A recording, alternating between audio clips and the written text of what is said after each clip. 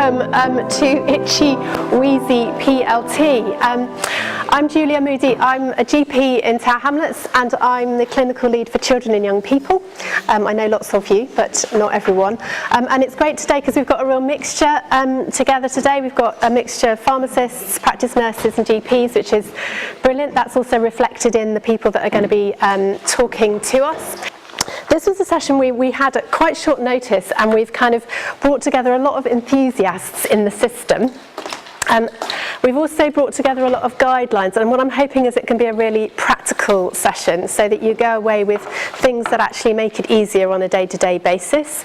And we probably will go away with questions for the people that are interested in this area, because some of it will be unresolved, and I think that's just the reality of where we are really, that different people do have different views on some of this, and we're working out some of those guidelines so that we've got a shared understanding and so that patients and families get one message from all of us. That's something that families told us when we started asking them, particularly around childhood wheeze, that they want to be told the same thing in each place they get seen. And we've got a lot of made a lot of progress with that around asthma. I think we've got more progress to make around the other areas.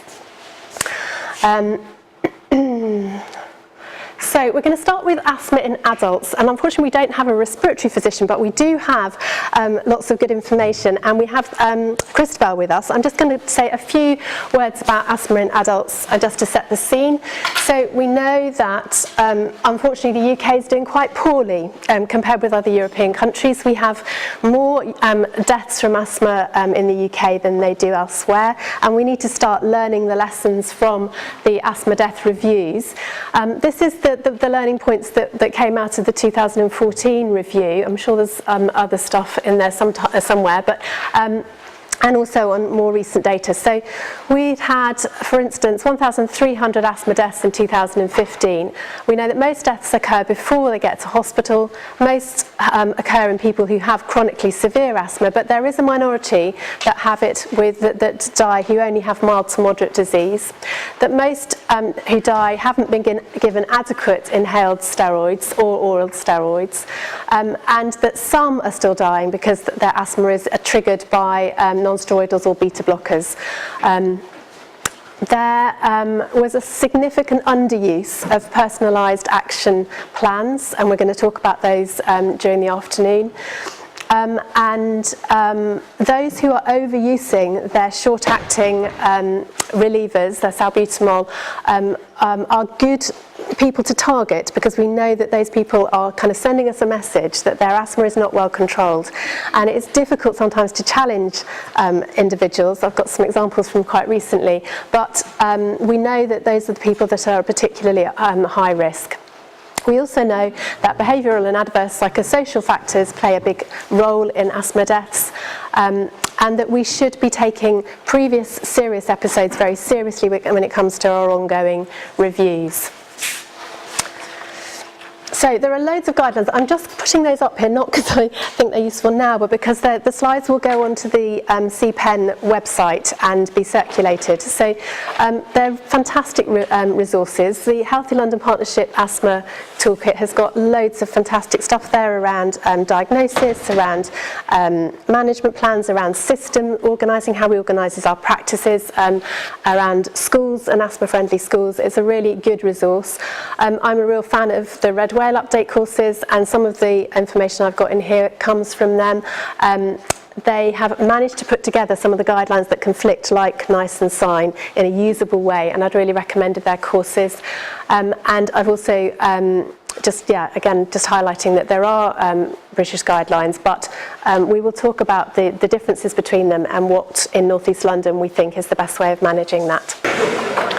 As you will appreciate, I am not going to be covering the whole of allergy in 10 minutes, but what I have for you is some really useful resources so that on a kind of day-to-day basis you know where to look for reliable information. I would say that it all comes with a bit of a health warning. I don't know how many of you saw this a few weeks back, but the whole notion that most of our advice and information seems to come from charities that are supported by formula companies. So we do have to be slightly cautious, but they are producing fabulous materials. So the IMAP details and those sorts of materials are really usable, and it's the most useful stuff we've got. It's what the allergy clinic locally are using and what they recommend. So I'm going to, they're on my slides, I'm just going to show you those and give you some more links to further information. Particularly thinking about anaphylaxis, as Tori mentioned, the combination of asthma and anaphylaxis led to one of our deaths recently, and school nurses and the system are working quite hard to try and improve the way information is shared, and there's good links to anaphylaxis posters. If you look at the Healthy London Partnership Toolkit for Asthma, that also has good posters and information about anaphylaxis in there if you need anything for the practice or to share with other people. And there's also really good information for parents as well. I use the patient leaflets for parents. They're really usable and useful sources of information. So those are the links that I think are most useful. So the British Society of Allergy and something.org is really really good for information about allergy and has links elsewhere. There's also nice guidance that's quite bulky as ever, and there's also the RCPCH resources, which are also very good, particularly for their food allergy pathways. So they're just links if you want more information, really. But in terms of the most common allergy that we're thinking about cow's milk allergy, and so I've just got those guidelines on here. So in terms of suspected cow's milk allergy, that's a really useful pathway in terms of dividing the concerns about IgE-mediated and non-IgE-mediated allergy, and a pathway to follow and to consider onward referral if necessary. Once you've established, I'm going backwards again. Once you've determined whether or not that there is allergy, then this is a really usable flowchart to use following on from there. I think what we need to bear in mind is that only between 2 and 3% of infants have cow's milk allergy.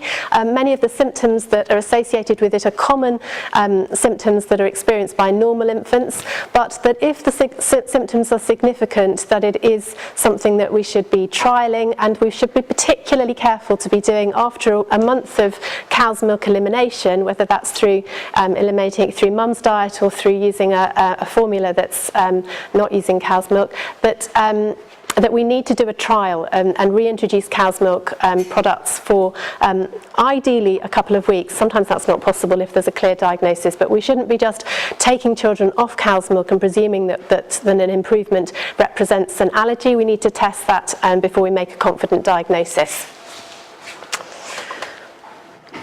This is just a reminder of the reflux guidelines, which are available on the CCG website, which includes information about symptoms associated with cow's milk allergy. And this is a reminder of the recommended formulae, which is also on the CCG website, so that you know what we're prescribing if children are cow's milk allergic. And that's a reminder of where the link is, just so that when you get the slides around, if you want to remember where those links are, that's where they are.